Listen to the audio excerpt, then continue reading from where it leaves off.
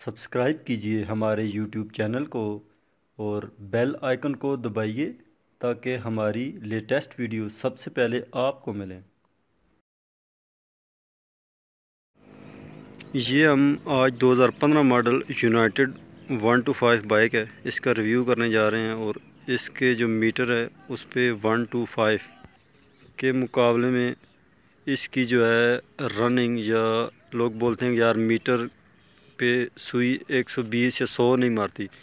ये बाइक ऐसा है कि ये आपको 120 ना भी हो तो 100 कम से कम मारेगा, 100 से ऊपर जाएगा। वो हम आपको लाइव दिखाएंगे इसको चलाकर।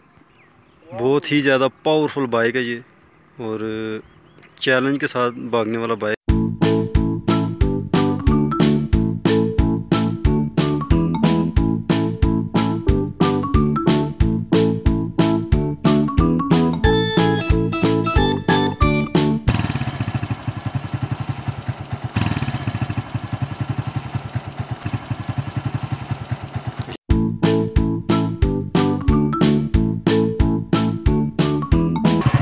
अभी इसकी सुई देख लें बिल्कुल ज़ीरो पे खड़ी है, चूँकि बाइक बिल्कुल अभी स्टार्ट है और आहिस्ता आहिस्ता इसकी सुई 20, 40, 60 पे जाएगी, फिर 80 पे जाएगी और 100 से ऊपर जब जाएगी तो हम आपको दिखाएंगे।